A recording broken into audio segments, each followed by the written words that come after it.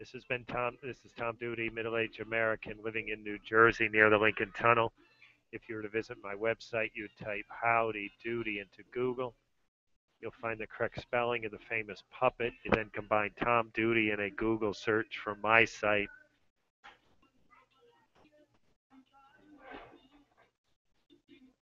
A couple of points I'll make my own words unscripted.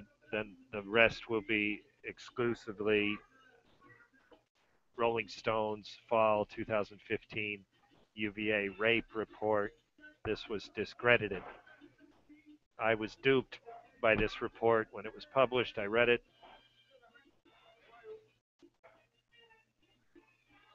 accepted it as factual, and I learned quickly it was discredited. Now, on the occasion of Vanity Fair's follow up, I have decided to read this.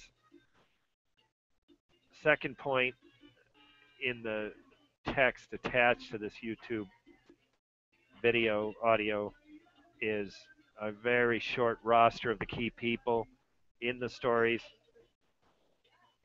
I will read the Vanity Fair report next, and given that it's two publications and two writers, the style is slightly different. They make reference to the same people differently. For other reasons, it's confusing, so the roster is intended to help. With that, I begin part 4. If I don't get interrupted, this will be the final of 4 parts. She's a hell of a twat, from Agnes Scott. She'll fuck you for 50 cents. She'll lay her up ass upon the grass, her panties on the fence. You supply the liquor, she'll supply the lay, and if you can't get up, you're the son of a bitch, you're not from UVA. Rugby Road.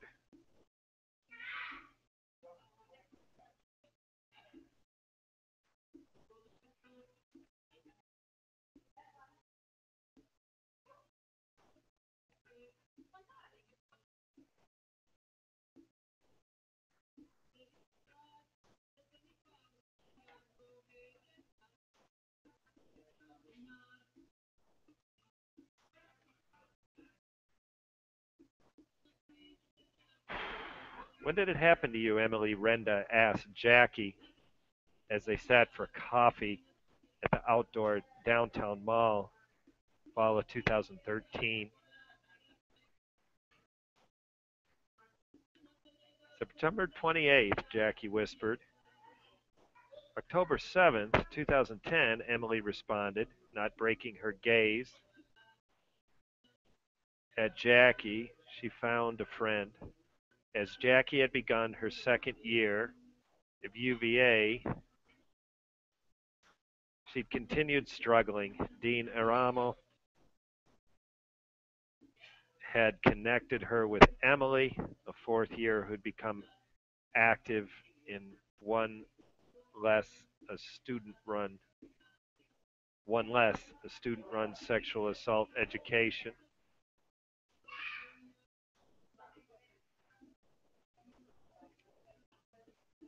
Organization that doubles as a support group.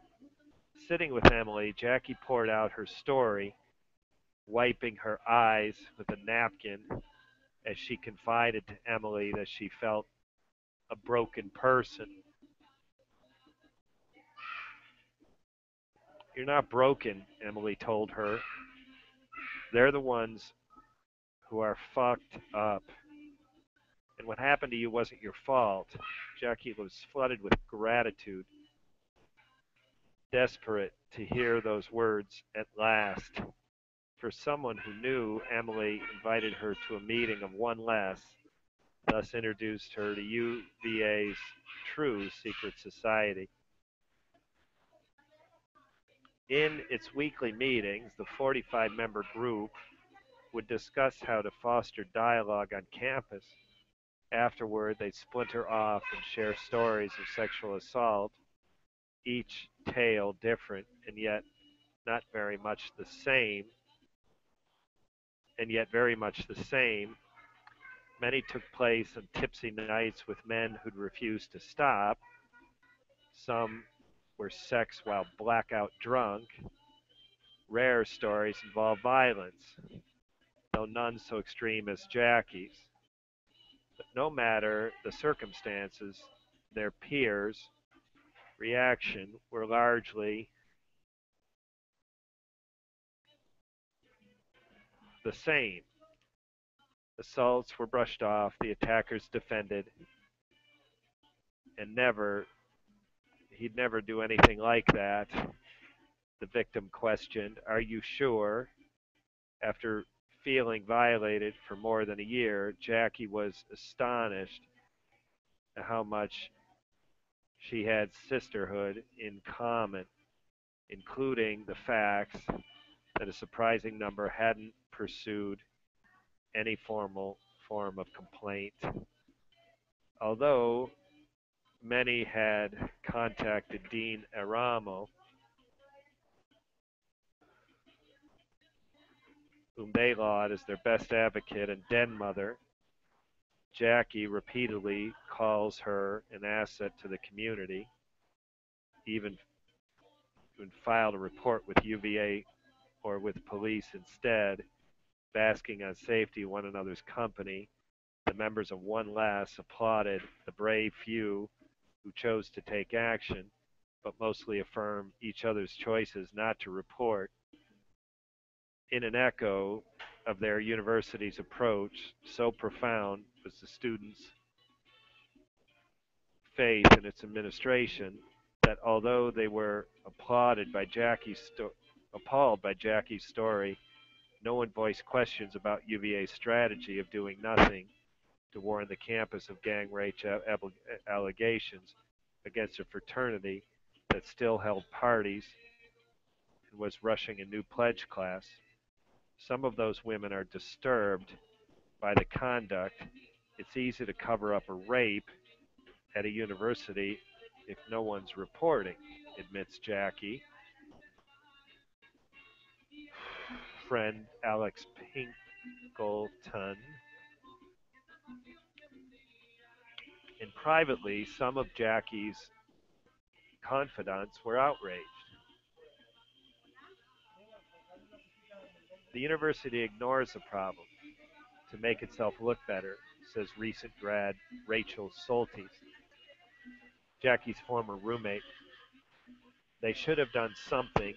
In Jackie's case, me and several others know exactly who did this to her, but they want to protect even the people who are doing these horrible things. But no such doubt shadowed the meeting of One Less, which was fine by Jackie. One Less held seminars for student groups on bystander intervention and how to be supportive of survivors. Jackie drove into her new role as peer advisor and take back the night committee. No sucar.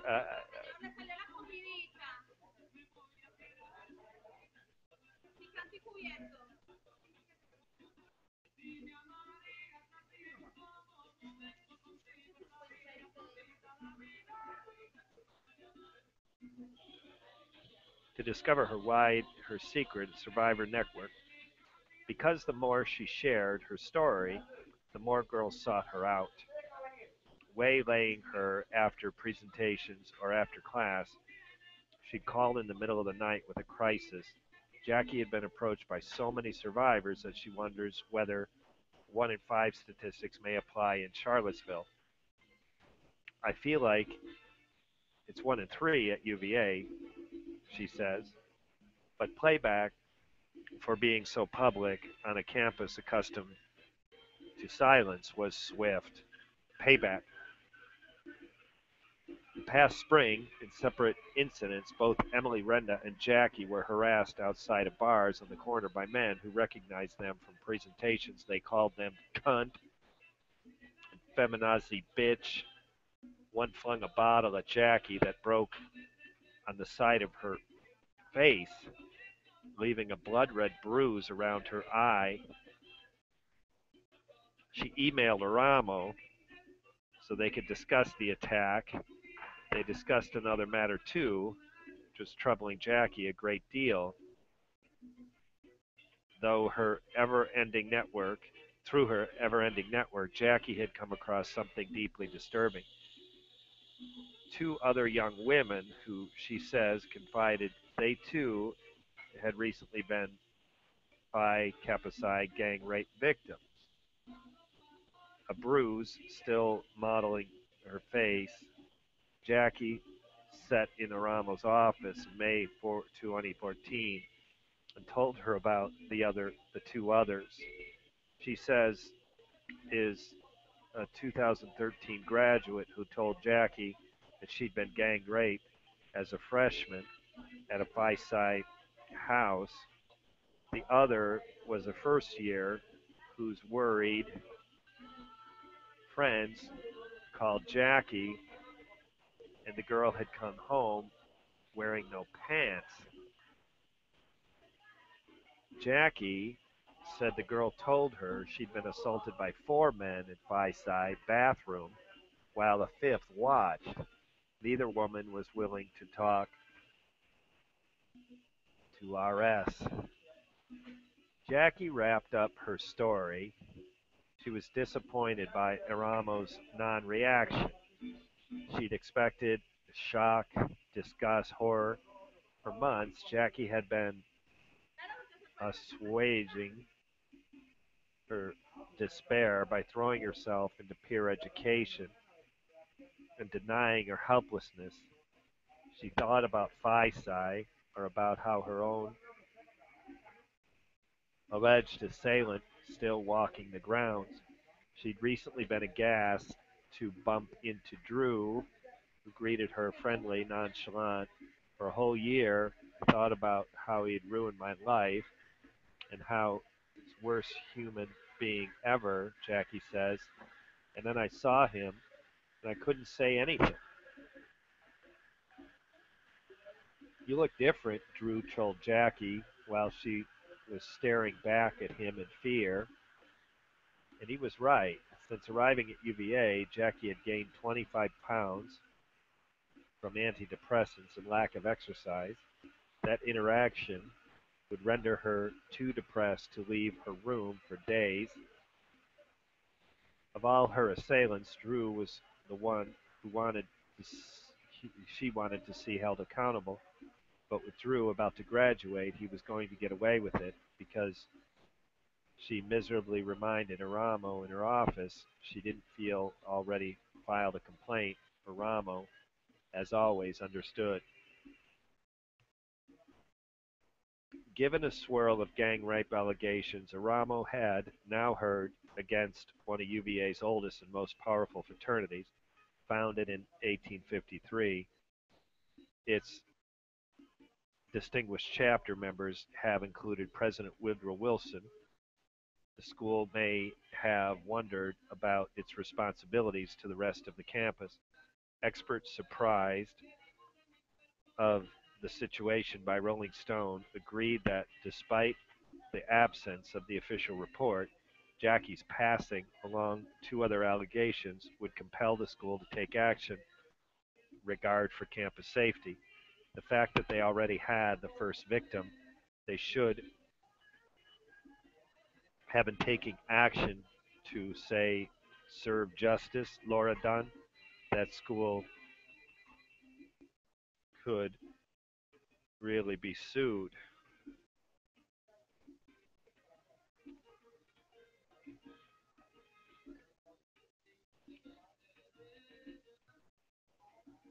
The UVA administration was roiled by such concerns, however, it was apparently this past September, as it's hosted a trustee meeting. 2 full hours had been set aside to discuss campus sexual assault, an amount of time, as many around the conference table pointed out, underscored the depth of UVA's commitment. Those 2 hours, however, were devoted entirely to upbeat explanations of UVA's prevention that response strategies to self-congratulations to UVA being a model among schools in this arena. Only once did a room darken with concern when a trustee in UVA colors, blue sports coat, orange brown tie, interrupted to ask, are, are we under federal investigation with regard to sexual assault?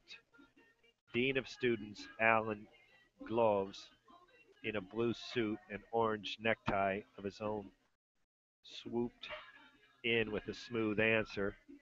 He affirmed that while many of his peers, UVA, were under investigation, it was merely a standard compliance review.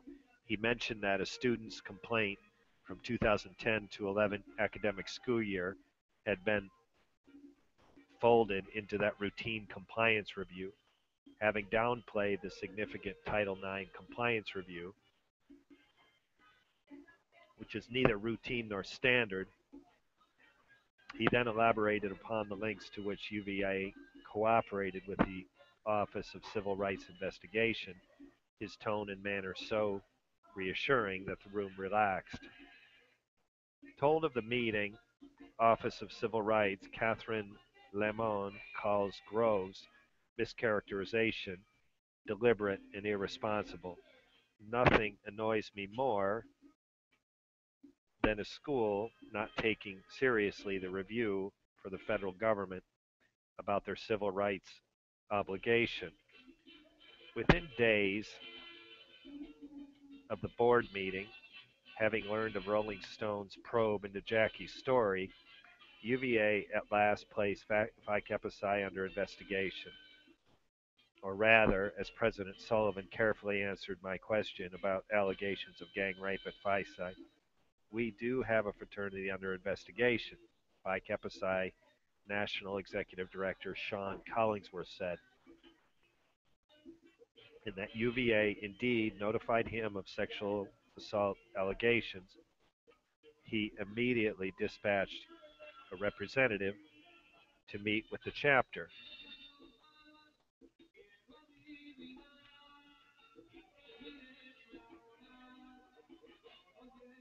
UVA's chapter president, Stephen Cipone, recalls being told of a vague anonymous fourth hand allegations of sexual assault during a party. We were told that it was rape, but rather something of sexual nature took place, he wrote to Rolling Stones in an email.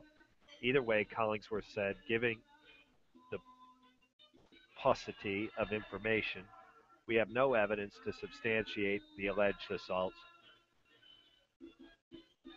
Under investigation, President Sullivan insists, when I asked her to elaborate on how the university is handling the case, I don't know how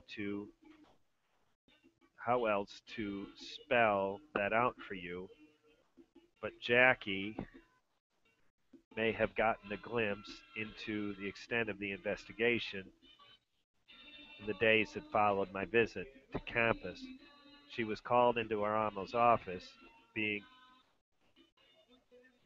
along with her friend Alex for moral support. According to both women, Eramo revealed that she had learned through the grapevine that all the boys involved have graduated. Both girls were mystified. Not only had Jackie just seen one of the boys riding his bike on grounds, but as Alex pointed out, doesn't that mean they're admitting something happened? No warning has yet been issued to the campus. With a pocket knife and pepper spray tucked into her handbag and a rape whistle hanging from her keychain, Jackie is prepared for a Friday night at UVA in a restaurant on the corner. Jackie sips water through a straw as for the first night's woos reverberate from the sidewalk outside. It makes me really depressed, almost Jackie with a sad chuckle. There's always going to be another Friday night, another fraternity party, and another girl. Across the table, Alex sighs. I know, she says. Bartenders and bouncers all along the corner are wearing t shirts advertising the new Who's Got Your Back Buy Tanner Intervention campaign, which all seems very hopeful. But this week, third week of September, has been a difficult one. Charlottesville police received a first sexual assault report on the academic year. Jackie and Alex were also each approached by someone seeking help about an assault. In this week's weekend progress, things will have gone far worse at UVA. The more sexual assaults will be reported to the police, and in every parent's worst fears come true,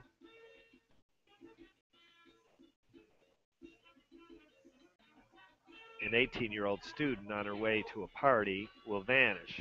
Body will be discovered 5 weeks later.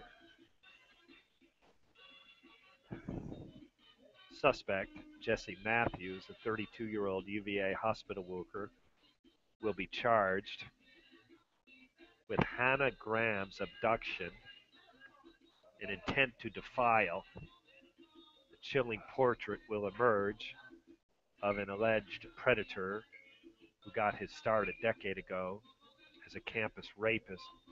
Back in 2002 and again in 2003, Matthew was accused of sexual assault of two different Virginia colleagues where he was enrolled, but he never prosecuted. In 2005, according to the new police indictment, Matthews' sexual assault the 26-year-old and tried to kill her. DNA was also reportedly linking Matthew to the 2009 death of a Virginia Tech student, Morgan Harrington, who disappeared after a Metallica concert in Charlottesville. The grisly dossier of which Matthew had been accused underscores the premise that campus rape should be seen not through a schema of duplicity, party foul, but as a violent crime, and that victims should be encouraged to come forward as an act of civic good could potentially spare future victims. Jackie is hoping she will get there someday. She badly wants to muster the courage to file criminal charges or even a civil case, but she's paralyzed. It's like I'm in my own personal prison, she says. I'm so terrified this is going to be the rest of my life. She still cries a lot, and she has been more frightened than usual to be alone or to walk in the dark. When Jackie talks about her assault, she fixates on the moment before Drew picked up her for their date. I remember looking at the mirror and putting on mascara and being like, I really pretty, Jackie recalls. I didn't know it would be the last time I would see an empty shell of a person. Jackie tells me of a recruiting nightmare she's been having, a reoccurring nightmare she's been having, in which she watches herself climb the Phi Kappa Psi stairs. She frantically calls to herself to stop, but before it's too late, that the real life, she's already gone up those stairs into a terrible room and will never be the same. It bothers Jackie to know that Drew and the rest get to walk away as if nothing happened, but that she still walks toward that room every night, blames herself. Everything bad in my life is now building around that night, the decision I made, she says, all because went to this stupid party. That's the end of part four. I read Rolling Stones fall of 2015 in 4 parts. That's the end of part four. At this moment, I intend to read the Vanity Fair. Vanity Fair a year later, recent publication of Vanity Fair, has done a follow up on this report, helping me come to understand why it was discredited. This has been Tom Duty, middle aged American living in New Jersey near the Lincoln Tunnel. If you were to visit my website, you would type Howdy Doody into Google. You'll find the correct spelling of the famous puppet. You then combine Tom Duty in a Google search from my site. Thank you for listening. Have a good day, good evening, or restful night's sleep. Ciao.